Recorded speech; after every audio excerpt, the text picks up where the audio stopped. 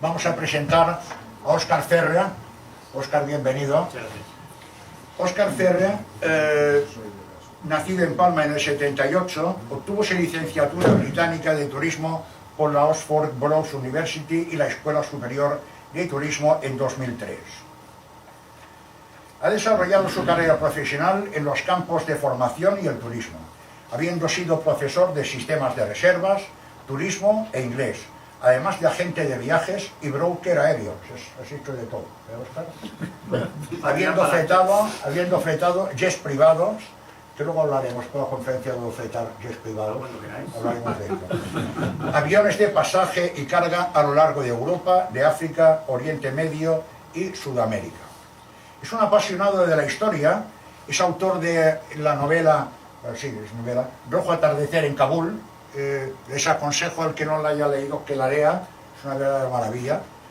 Una novela histórica sobre la invasión soviética de Afganistán. Yo le comentaba un día a Óscar que leyendo no leía, estaba viendo la película de lo bien relatado que estaba viendo la película, o sea, no leía, ¿no? Basada en archivos desclasificados de la KGB y publicada en 2022 y presentada aquí mismo también en junio del mismo año. Es autor también de Resistir es vencer, La República en Menorca, que esta no me la he leído, pero la tendría que leer porque La República en Menorca es aventurar que finalizada la guerra, Es ficción. la República se instala en Menorca en plan de subsistir. No me la he leído esto todavía. Una novela ficción sobre nuestra guerra civil. Recuerden ustedes también que tuvimos el placer de tenerlo con nosotros para impartirnos aquella interesante conferencia de Albania 1991, la dictadura más paranoica del mundo, que también fue una maravilla, en abril del pasado año. Y hoy nos presentará Libia, siglo XX hasta la actualidad. Con todos ustedes, Óscar Ferrer.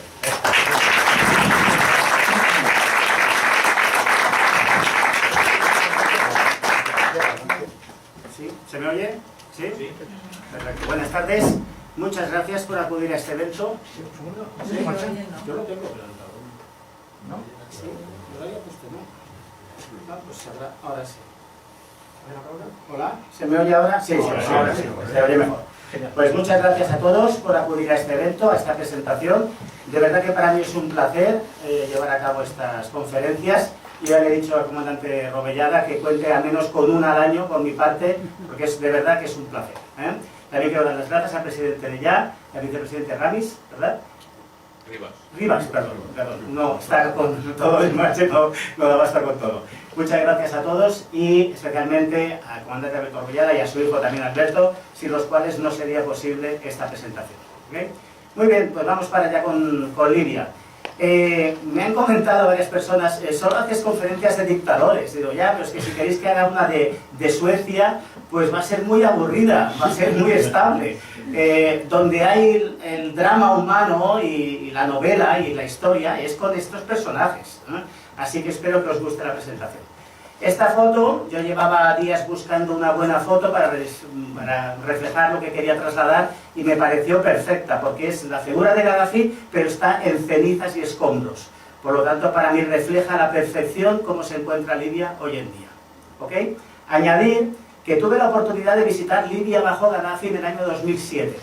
Y fue un viaje que no estabas del todo tranquilo, porque eras conocedor de que Gaddafi era un tío impredecible, y que igual podía retener a esos extranjeros por vete a saber tú qué razón. Tuve la oportunidad de comprar el libro verde de Gaddafi, aquí vamos a hablar de esto, y es una experiencia para mí haber estado allí, ahora no se puede volver.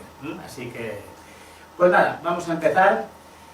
Libia tiene 3 veces el tamaño de España, una población de solo 7 millones de habitantes, que es muy poco para un país árabe, y como curiosidad respecto a Palma, está a 1 hora y 45 minutos, cuando ir a Vigo, por ejemplo, en Galicia sería 1 hora y 35, por lo tanto no está tan lejos como nos parece en un principio. Obviamente todo es desierto, pero nos vamos a encontrar con sorpresas bastante curiosas, ya lo iréis viendo. Rodeado de Túnez, Argelia, Níger, Chad, Sudán y Egipto. El desierto libio es omnipresente, es árido, es hasta cruel. muy bello si te gusta el desierto, pero es de una soledad abrumadora. Hay que añadir que Gaddafi, cuando se encontraba, según el atribulado, se retiraba al desierto a meditar, o eso decía. Empezamos un poco con un background histórico. Es de origen bereber, luego fue ocupado por fenicios, cartagineses, griegos, hasta que llegaron los romanos. Y los romanos se quedaron y dejaron una impronta que aún hoy en día sigue. Porque tradicionalmente Libia está dividida en Tripolitania y Cirenaica, que era porque Roma controlaba Tripolitania, mientras que Cirenaica pertenecía a otro gobernador en Creta. Y esa diferencia sigue vigente a día de hoy. Cuando veamos cómo se encuentra el país en este momento, está dividido también entre un lado y el otro. Es curiosísimo. Y luego está Fezán, que es de tribus nómadas, sin más. Los romanos dejaron una gran impronta en el país. La ciudad de Leptis Magna, de la cual vemos un ejemplo y aquí otro, es impresionante. Se considera que es la ciudad romana mejor conservada de todo el imperio. ¿Por qué? Por la sencilla razón de que lo tapó la arena. Y al taparlo la arena se olvidaron de ella, que es curioso que te olvides de algo así, y que empezó a ser excavada y está en su totalidad. Tuve la oportunidad de visitar Leptis Magna y lo considero una experiencia única. También tienen en la ciudad arcos romanos, es que es impresionante.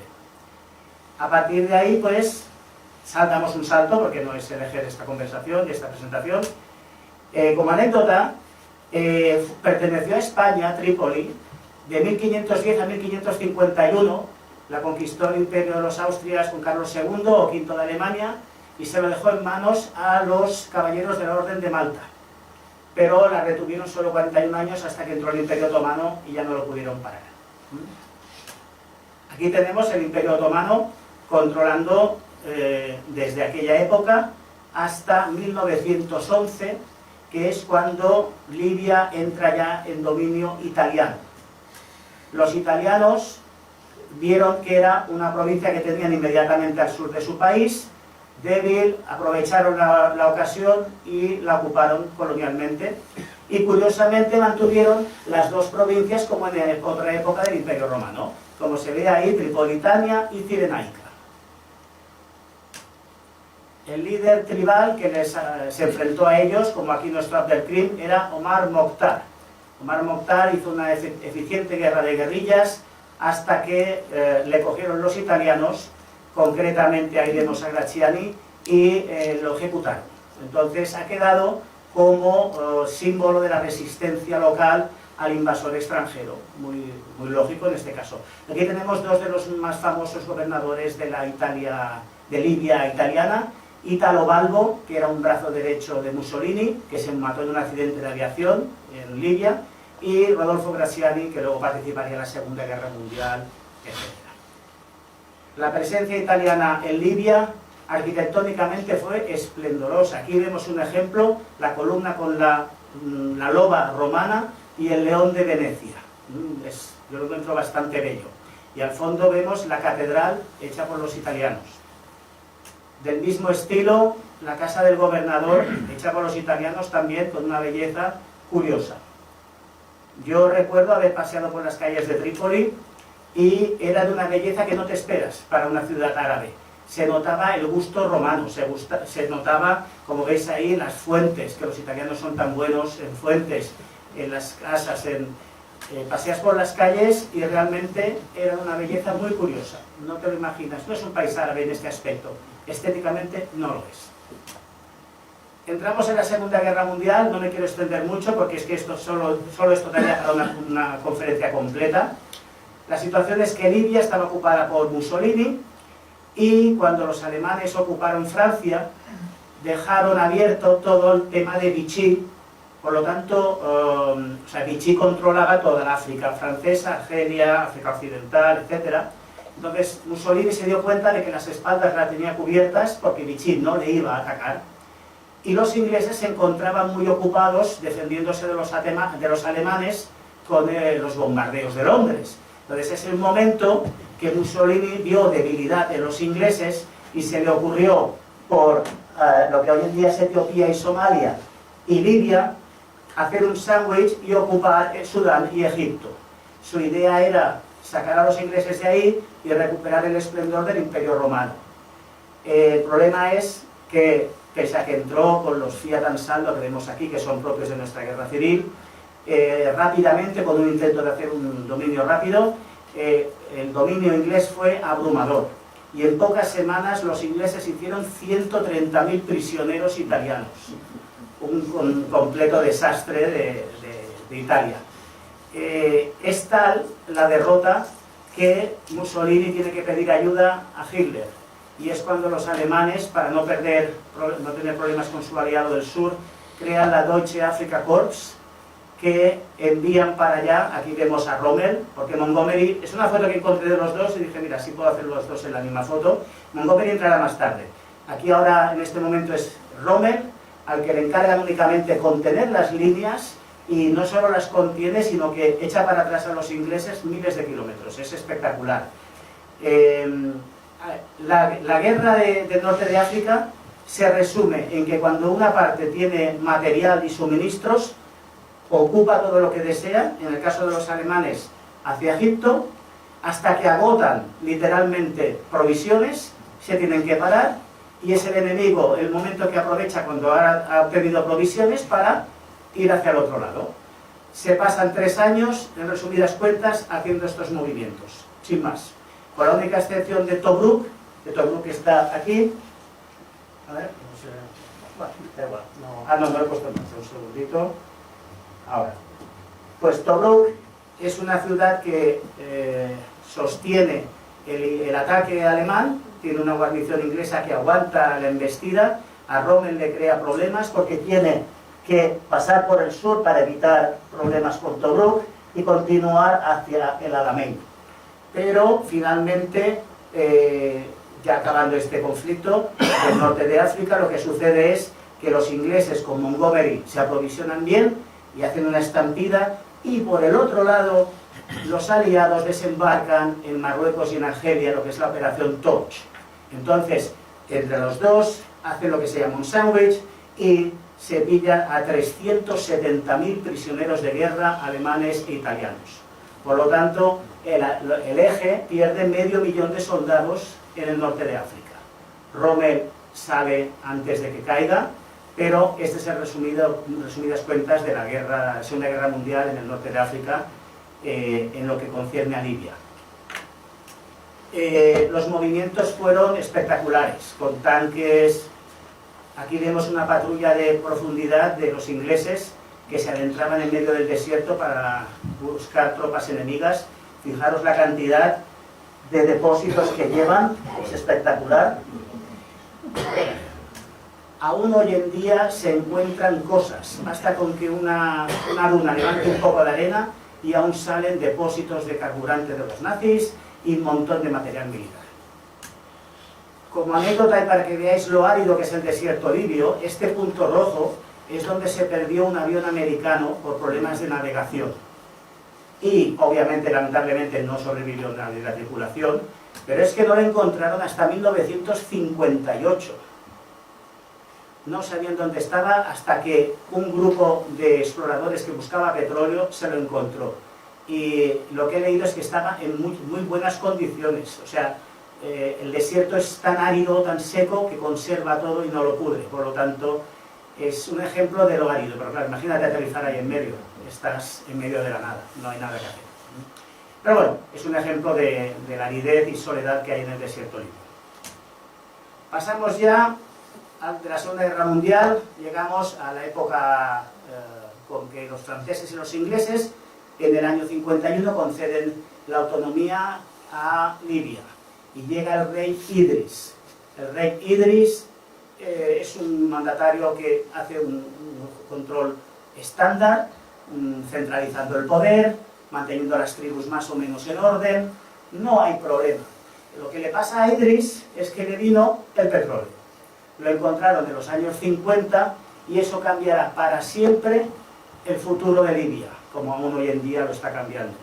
¿Qué sucede? La British Petroleum, la BP, encuentra petróleo a patadas, empieza a darle una comisión por cada barril extraído y el rey lamentablemente no lo reparte adecuadamente. Esto es una realidad. Se lo queda, gran parte se la queda él.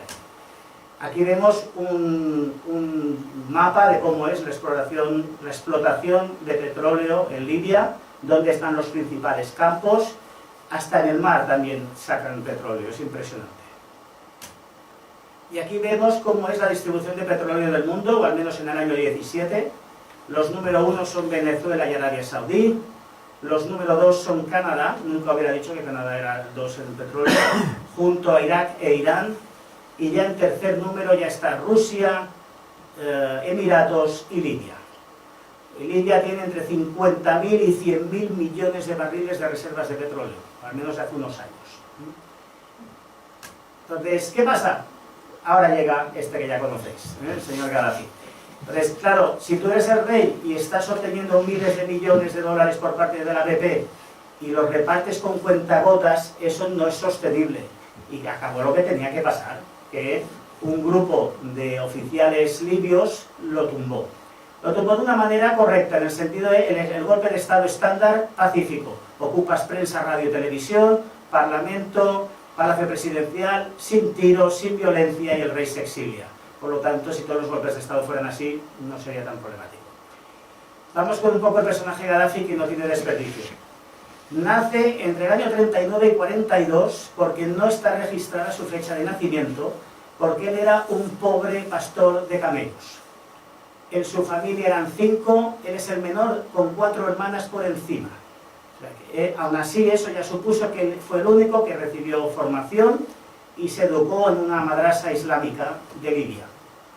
Él se empapó de todo el tema de la lucha de los países árabes que tenían, ya estaba presente el conflicto Palestina-Israel. Él se empapa de lo que considera que son injusticias que sufre el mundo árabe y se vuelve, y ya lo será para toda su vida, un panarabista. ¿Por qué lo vemos de militar? Porque era la única forma que tenía de progresar socialmente. Y es por eso que él se apunta al ejército, lo hace bien, demuestra ser listo, le ascienden a teniente de comunicaciones y, como anécdota, lo mandan a estudiar a Inglaterra. Y estuvo en Inglaterra 9 meses, llegando a perfeccionar muy bien su inglés. Su inglés es bastante bueno, o era bastante bueno, dicho por la gente que habló con él en inglés. De su estancia en Inglaterra, solo disfrutó del fútbol. Todo lo demás lo consideró decadente, conociendo a los ingleses, algo de razón tenía. Entonces, consideró que la vida occidental era decadente, consideró que los ingleses eran unos pervertidos. Él reafirmó su panarabismo estando en Inglaterra, tanto que llegó a pasearse por las calles de Piccadilly Circus y Trafalgar Square vestido de árabe libio, queriéndole contar a todo aquel que quería escucharle que estaban rodeados de una sociedad decadente y que la buena era la árabe. Bueno, la cuestión es que cuando él regresó, se unió a un grupo de oficiales y tomaron el poder. Estos oficiales, estos eran 12, le dieron el poder a él, pero él enseguida tomó las riendas, los descalificó a todos. Los otros 11 ya a los 3 meses ya lo querían matar. Con eso ya pues, lo dice todo. Gaddafi hizo el culto a la personalidad, porque como él era un auténtico libio del desierto, de origen humilde, y además con labia y con don de gentes, cayó bien en la población y lo vieron como un buen líder. Aquí le vemos con una de sus hijas. Aquí ya está, parece buena persona. Entonces, el tema de Gaddafi, pues, para él lo más importante que hizo nada más llegar fueron 2 cosas. Cogió a todos los italianos que había en la colonia, que eran 12.000, y de la noche a la mañana los sacó de sus casas y los envió a Italia en un barco.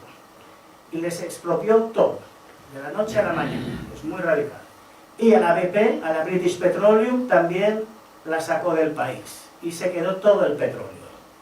Entonces eso supuso, como vemos aquí, la gráfica verde es la economía libia. La economía libia estuvo por encima de la africana, de la mundial, de la de Estados Unidos y hasta de Estados Unidos. Perdón, de hecho, Europa y Estados Unidos.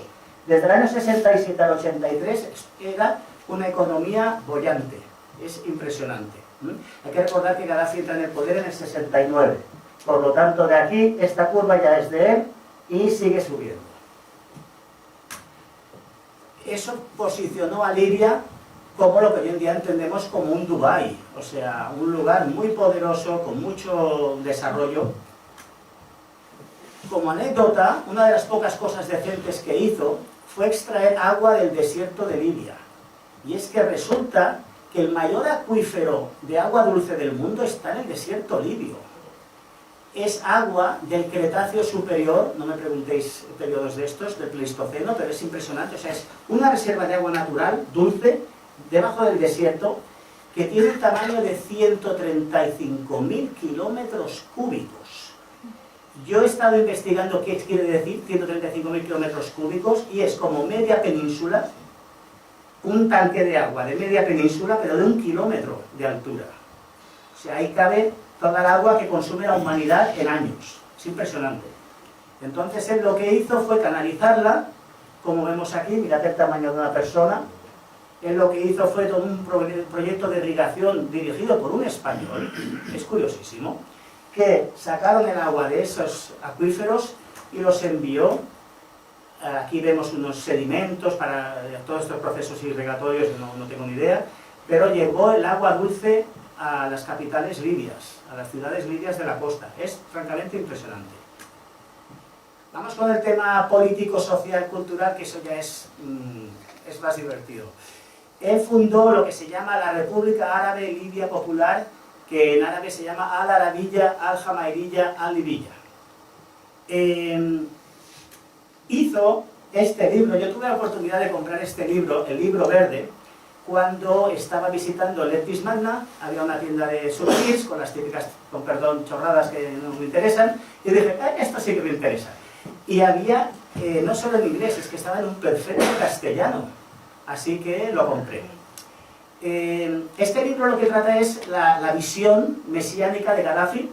Viene a ser, en resumidas cuentas, la primera parte habla del tema de la democracia, lo corrupta que según él es. 2, la solución a los problemas económicos del mundo, como se oye. Y tercero, asuntos sociales. Es muy interesante. El libro no vale la pena, pero bueno, ya que lo tienes en casa lo ves, pero no es bueno.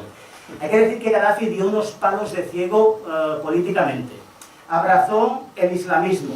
Él enseguida dijo que solo la Sharia era la ley buena. Y que aquel que osase quitar la Sharia era un infiel. Pero a los pocos meses él ya quitaba eso. Por lo tanto, le estás contradiciendo, porque dijo que no respetaba los derechos de la mujer. En esto puedo estar de acuerdo, pero podrías haberlo pensado antes, haber instaurado la Sharia antes y decir que aquel que la tocase sería un infiel.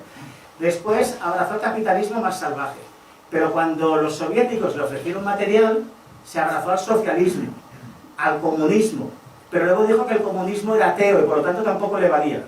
O sea, fue dando palos de ciego con contradicciones e incoherencias muy destacadas. Vamos a leer 3 pasajes que os he subrayado.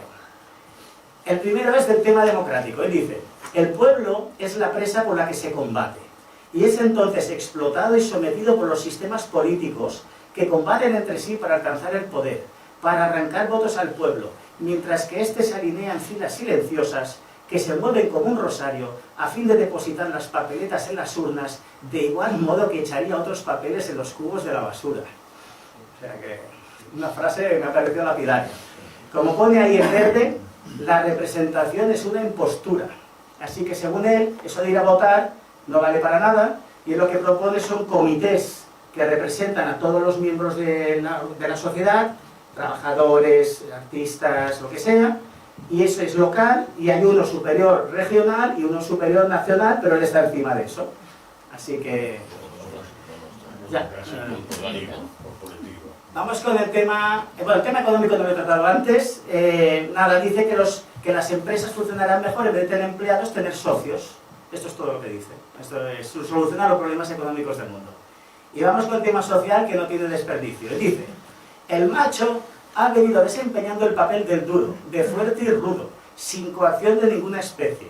Más aún, el macho ha sido creado para la práctica de tales papeles, mientras que la hembra siempre ha desempeñado el papel de la delicadeza y de la belleza, puesto que para ello fue creada.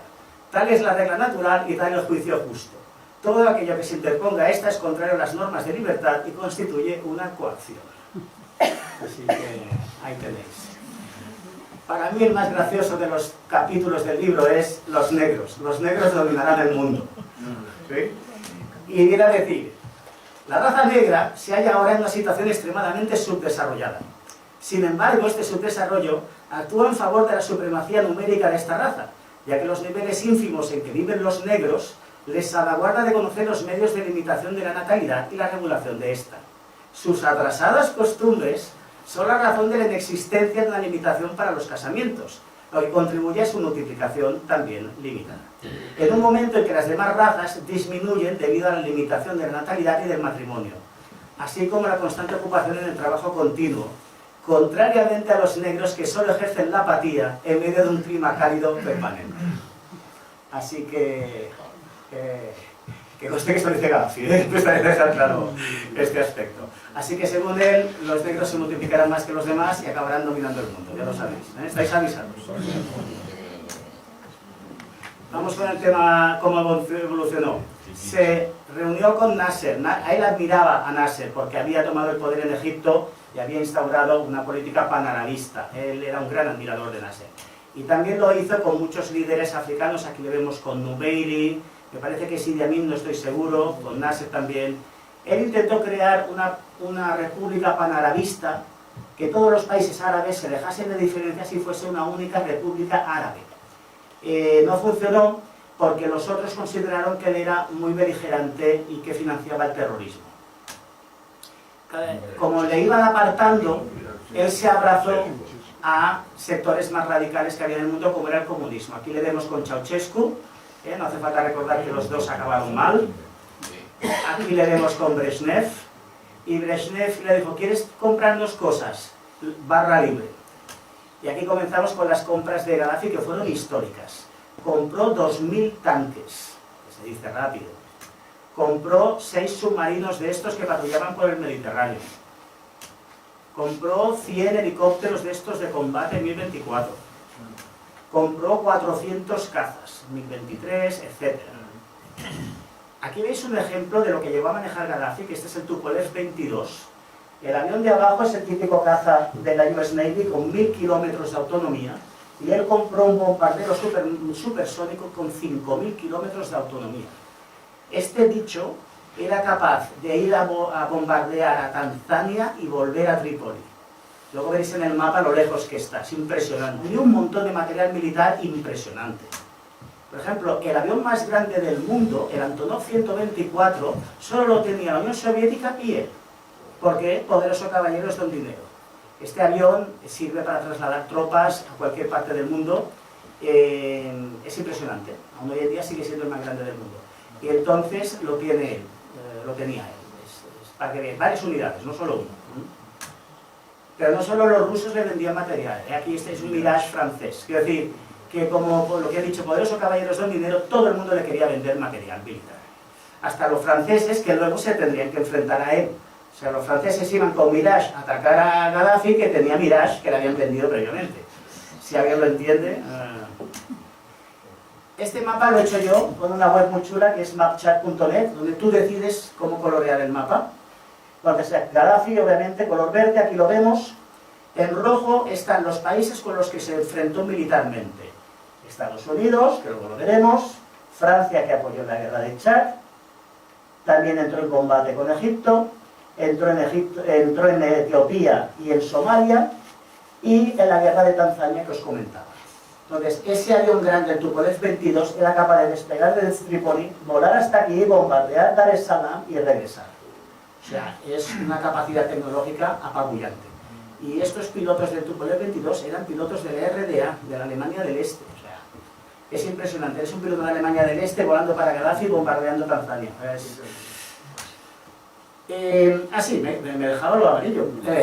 Lo amarillo es todos los lugares en los que Gaddafi financió terrorismo. Aquí sale, por ejemplo, Múnich, el atentado de las Olimpiadas de Múnich, lo pagó Gaddafi. Entonces, me he preparado en el móvil, porque es grande, una lista de todo lo que él financió. Financió el Septiembre Negro de Múnich, las Panteras Negras de Estados Unidos, la Nación del Islam, los Tupamaros en Ecuador, el Frente Sandinista de Liberación de Nicaragua, Frente de Movimientos Anti-Apartheid en Sudáfrica, la OLP, la Organización de Liberación de Palestina, el Frente Patriótico de Liberia. Él sufragaba a uno de los peores señores del mundo, que es Charles Taylor, señor de la guerra de Liberia y Sierra Leona. Él le financiaba. A Idi Amin en Uganda, el pueblo armado de las Filipinas, el Freilin de Timor Oriental, el Movimiento de Liberación Maorí de Nueva Zelanda, el Frente Polisario nuestro, las FARC y el Ejército de Liberación Nacional en Colombia, Partido de los Trabajadores del Kurdistán, Movimiento Papúa Guinea, el URNG de Guatemala, el SWAPO en Namibia, el Partido Comunista de Chile. Le dio 100 millones de dólares a los argentinos para enfrentarse a los ingleses en la guerra de las Malvinas. Financió a Hugo Chávez en Venezuela, Daniel Ortega en Nicaragua, Evo Morales en Bolivia, José Mújica en Uruguay, Rafael Correa en Ecuador. Y ya para ir centrándonos en Europa, y esto nos toca la fibra sensible, financió a la Baader-Meinhof, la facción del Ejército Rojo, al IRA y a la ETA.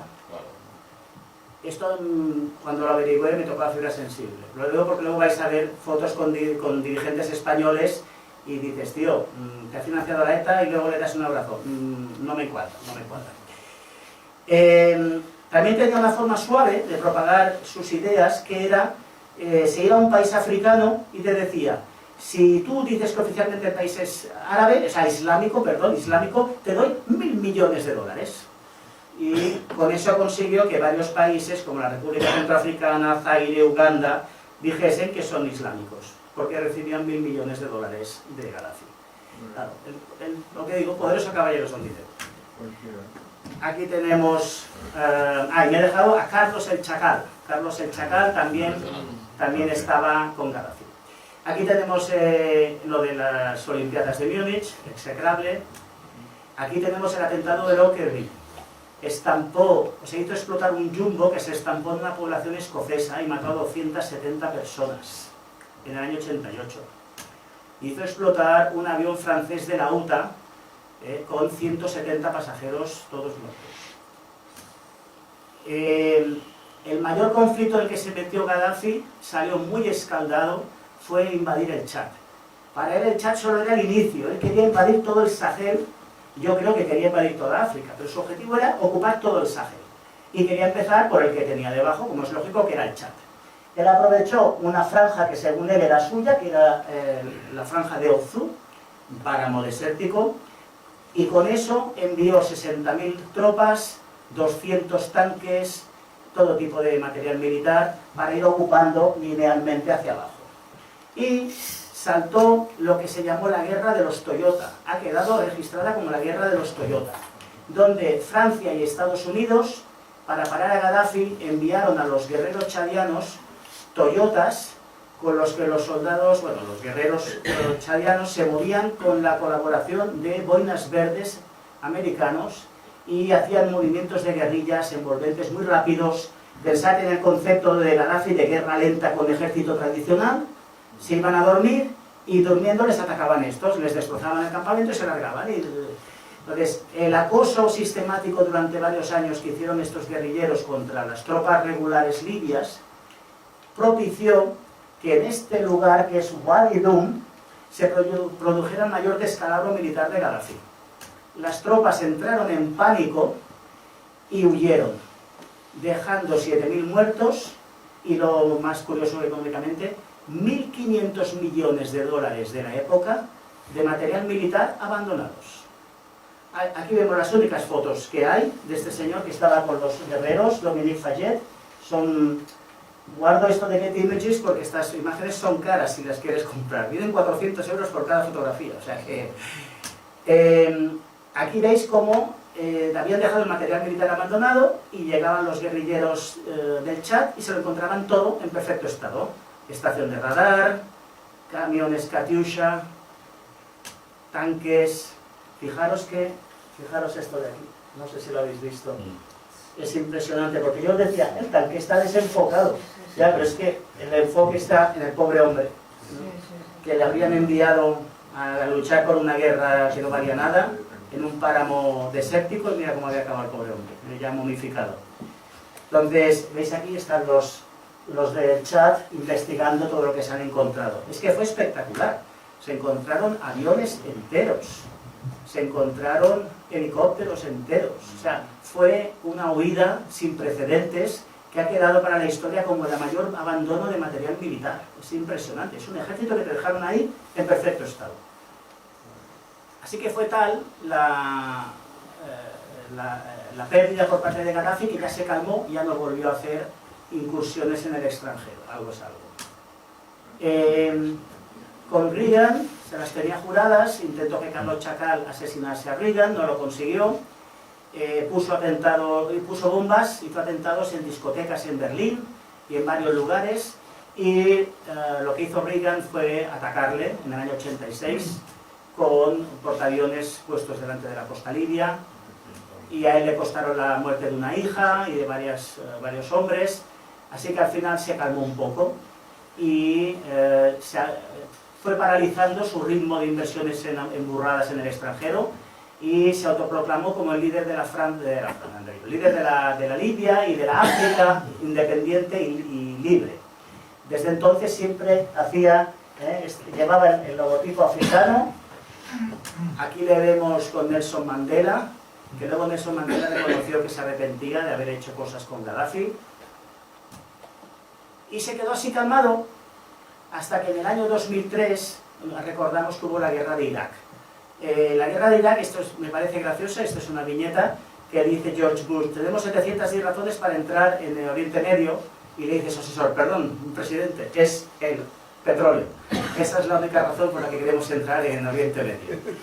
Entonces, ¿qué sucede? Que Gaddafi no era tonto y dijo: han entrado en un país árabe y destartalado como era el de Irak de Saddam Hussein. Saddam Hussein tonteaba con armas químicas y atómicas, yo también. Mi ejército no tendrá capacidad de sostener un ataque como el que ha pasado Saddam Hussein. Así que muy hábilmente él dijo: me van a cortar el cuello, así que mejor que calmo las cosas. Y le dijo a Occidente: estoy dispuesto a hacer la paz. Indemnizó a todas las víctimas que hemos visto anteriormente, de Lockerbie y de la UTA, del avión ese francés, etc. Y ya está, amigo de Europa. Aquí le vemos con Zapatero, aquí le vemos con Juan Carlos. Aquí es una viñeta que me parece graciosa del jueves, que están bailando Solbes y Zapatero y esta vicepresidenta que no recuerdo cómo se llamaba, y dice: lo que hay que hacer por el petróleo, dice Juan Carlos. Todo se gustó, coronel, y dice: ahora quiero que bailen la danza del vientre en tanga. Es decir, es un ejemplo del problema que yo veo en esta presentación. Solbes, sí. Es por el dinero, se olvidan de que has matado a gente, de que has financiado a la ETA. Como tienes dinero y petróleo, todo nos vale, y eso a mí me parece que es reprobable, es execrable, ¿no? Pero es que es peor, lo nuestro es ligero. Sarkozy se olvidaba de que había hecho una guerra contra él en el Chad, de que le había explotado un avión de pasajeros franceses, y míralo aquí tan contento. Pues actualmente Sarkozy está siendo juzgado por haber recibido millones de Gaddafi. Actualmente.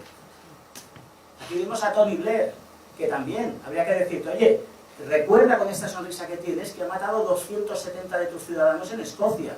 Por eso no parece que en la foto se le acuerde. Es gracioso, aquí está con Condoleezza Rice, la secretaria de Estado de George Bush. Resulta que a Gaddafi le gustaban las mujeres negras, le gustaban las mujeres de color, y se volvió loco con Condoleezza Rice. Se gastó $200.000 en regalos cuando la visitó en Trípoli. Hizo que compusieran una canción que era La Flor Negra de la Casa Blanca. Y la llamó la negra más poderosa del mundo. Entonces dicen que en esta escena él intentó conquistarla, pero ya se supo zafar, pero bueno, algo de humor también ha de haber. Aquí le vemos con un tal Putin, que a todos nos suena, y aquí con Berlusconi. Tenéis que entender que con Berlusconi era especialmente para él un tema sensible, porque eran los antiguos colonizadores.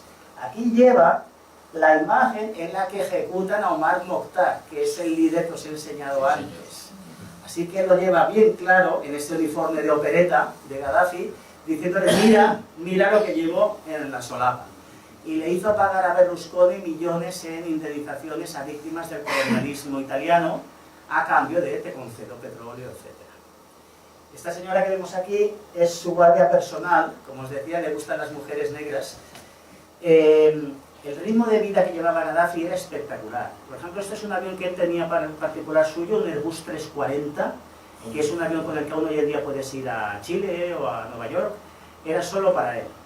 Tenía una cama, bueno, varios dormitorios, y no he conseguido la foto, pero la leyenda es que tenía un jacuzzi con grifos de oro. Con eso ya os hacéis una idea de la humildad del personaje. Aquí tenéis a su guardia personal. Él tenía una guardia personal que tenía obligado permanecerle fiel solo a él. Prohibido estar con otros hombres. Y él hacía excentricidades ya en su última etapa, cuando él se alojaba en una tienda de campaña, porque él quería legitimar la vida beduina, y se alojaba en la tienda de campaña porque estaba blindada. Yo no lo entiendo, pero... y cuando él volaba, quería que el cielo estuviese despejado de aviones. Tenía miedo de que le atacase. Entonces, cuando él volaba, nadie más podía volar. Y cuando él venía a Europa, exigía que nadie más subiese en el espacio aéreo, lo cual era un problema.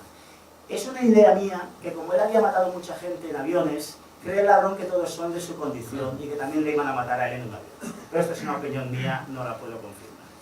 La cuestión es que en su última época era drogadicto, depravado, había torturas, masacraba gente, tenía mujeres retenidas y les hacía depravaciones. Es el mayor colapso humano, a mí me recuerda al emperador Calígula, es este estilo de depravación. Hasta que estallaron las primaveras árabes en 2011, donde empezó en Túnez, luego se extendió por Egipto, por Sudán, por Siria, por todos estos países. Si os fijáis aquí, la gente lleva una escoba, queremos barrer, y tienen al rey Idris y a Omar Mukhtar, el rey Idris y Omar Mukhtar, que son los dos líderes libios que hemos visto anteriormente. Por lo tanto, ellos reclamaban volver a la independencia libia. Se montó rápidamente una revuelta. Esta era la bandera de Gaddafi, la verde, y esta era la de los nuevos, el nuevo movimiento. Hubo una guerra civil que habría podido controlar Gaddafi, pero aquí es donde la OTAN, con Inglaterra, Francia y Estados Unidos, enviaron bombardeos aéreos, y eso fue lo que decantó la guerra del lado de los rebeldes. He ido por muchos sitios. Sin ellos, sin los bombardeos, no se habría podido ganar esta guerra. Arrasaron con posiciones libias, y en lo peor del momento para Gaddafi fue que él ya veía que perdía, y ordenó que se dirigiesen a su zona natal, que era Sirte. Y había un convoy de 30 vehículos que la OTAN detectó y bombardeó por delante y por detrás, destruyendo 14 vehículos, paralizando el convoy. Gaddafi tuvo que salir corriendo del coche y acabó escondiéndose en una alcantarilla. Es tremendo, o sea, te pones en el agobio que ha de ser para él, es tremendo. Así que al final le capturan, pero le masacraron, se ensañaron con él de una manera, en mi opinión, poco elegante, pero bueno. La cuestión es que lo matan, y ahí aparece un adolescente con la pistola de oro. Era lo último que llevaba encima, una pistola de oro, que aquí pone Made in Belgium, hecho en Bélgica, o sea, impresionante. Pero todo aquel que esté interesado en armas te dirá que el oro no es un buen material para disparar, se funde, se dobla, no es. Demuestra, es un ejemplo más de la locura a la que había llegado Gaddafi. La última posesión con la que se fue al otro mundo fue esta pistola de oro. Nada, aquí está el resultado para el de su familia, el muerto, su mujer huyó, los diversos hijos huidos o capturados o asesinados, y acabamos con Gaddafi. Estalla una segunda guerra civil, porque se monta un gobierno de transición, pero enseguida se pelean entre ellos, y estalla una segunda guerra, que aquí vemos un ejemplo de la destrucción. Atacan el aeropuerto de Trípoli, y un Airbus 330, que es un avión exquisito, con el que aún podéis volar con Iberias y otras, mira cómo acaba, es brutal. La cuestión es que en estos momentos el líder del país, en una franja del país, ahora lo enseñaré, es el mariscal Haftar, que aquí le veis. Haftar había sido capturado en lo de Wadi Dum que hemos visto antes. Cuando capturaron los tanques y los helicópteros, a él también le capturaron. Y ahora es un señor de la guerra, libio. Esta era la situación de la Segunda Guerra Civil libia. A la derecha controlando Haftar, a la izquierda los islamistas, pero tuvieron la decencia entre nosotros. Esta franja gris era del ISIS y entre los dos estamos en guerra, pero entre los dos nos juntamos para quitarnos al ISIS de encima. Algo es algo, demuestra que o sea, somos enemigos, pero este enemigo para nosotros es peor, nos lo quitamos de encima y luego volvemos a las hostilidades. Así que esta es la situación actual, han llegado a una tregua. Tenemos el Frente Trípoli, que es un gobierno islamista, claramente islamista, ayudado por Qatar y Turquía. Y un grupo que está basado en Tobruk, del mariscal Haftar, que se considera pro-ruso, pro-Putin, no sé qué es peor, islamista o pro-Putin, la verdad. Aquí abajo tenemos guerrilleros varios, grupos tribales varios. Entonces, ¿cuál es la situación? Y ya acabo la presentación. En estos momentos, Rusia ha perdido las bases de Siria. Hoy mismo estaba leyendo que los están sacando a patadas los sirios de allí. Entonces, han perdido... aquí, un momentito. Han perdido esta base de Siria, así que ahora, en vez de hacer 2.300 para acá y llegar, pues ya directamente han enviado barcos y aviones a Tobruk. Y los rusos se han hecho fuertes en Tobruk. ¿Para qué? Para controlar África. En estos momentos, Rusia controla África. Ha expulsado a los franceses, que tradicionalmente son los que controlaban el África del Sahel.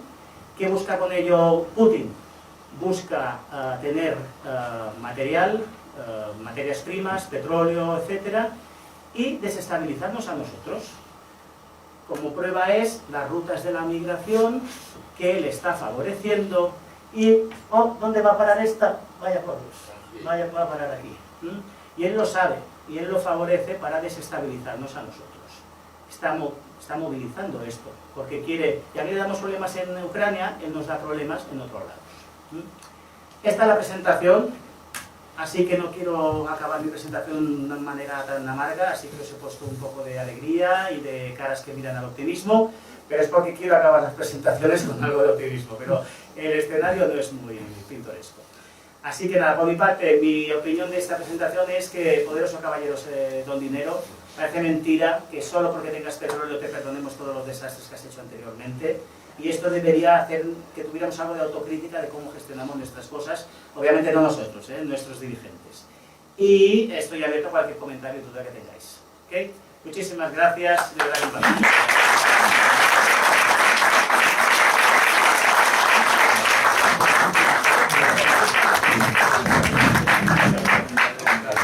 Tuviésemos una porción del dinero que tenía Gaddafi, ya hubiésemos rehabilitado, ¿no? Los mejores causas.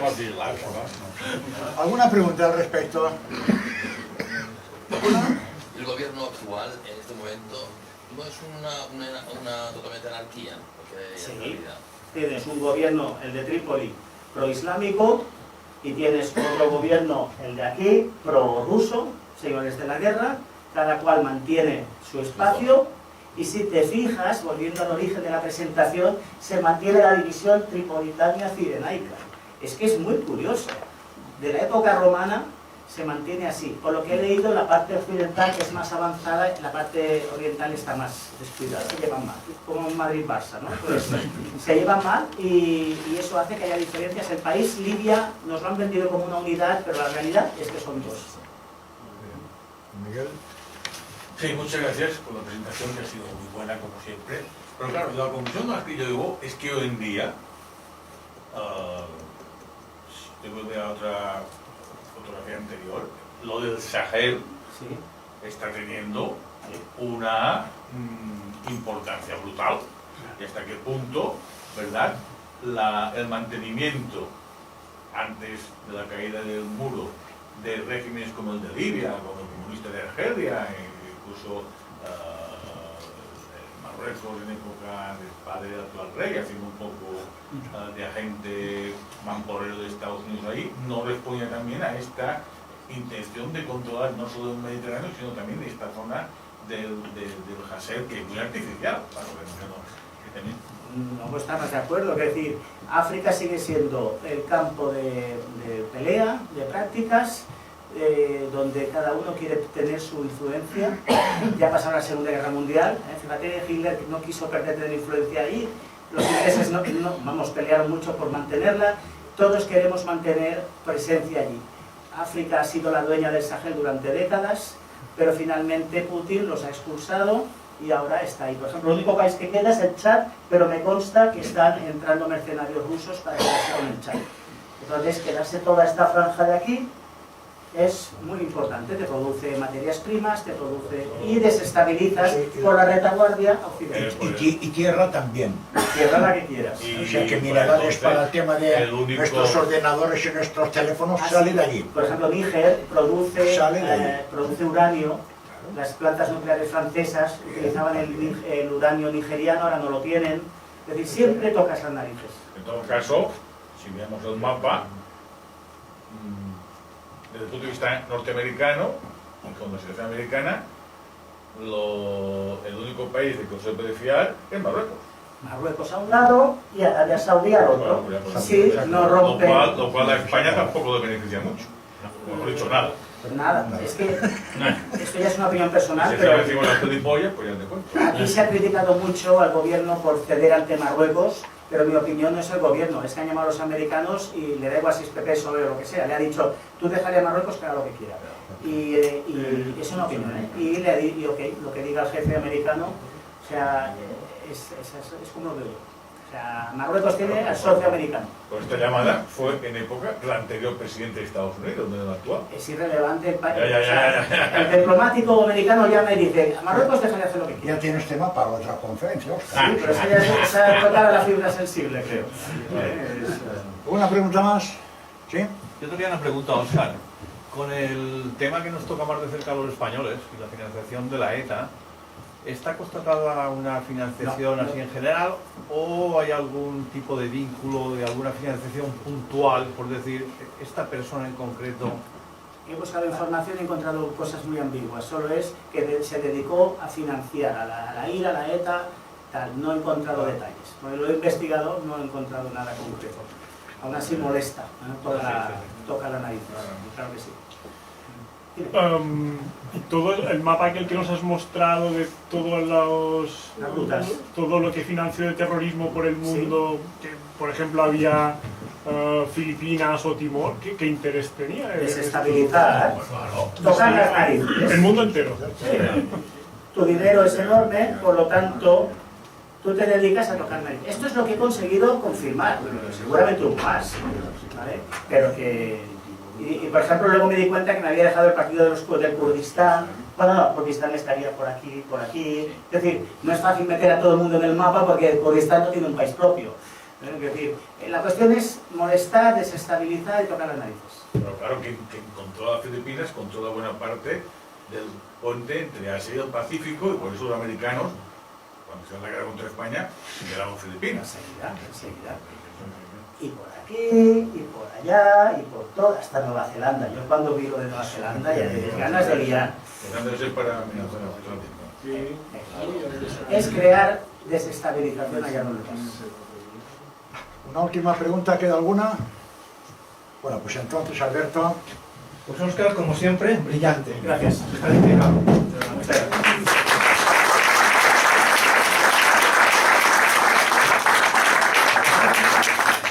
Hacer un pequeño homenaje a un socio nuestro que no está con nosotros, que es Juan Francisco Ferre. Padre Dios. del conferenciante. Y sí, como era mi padre, mi madre y su hermano van a recoger el trofeo ya que el reconocimiento. Y en memoria suya le hemos hecho el Castillo de San Carlos. Un detalle muy bonito.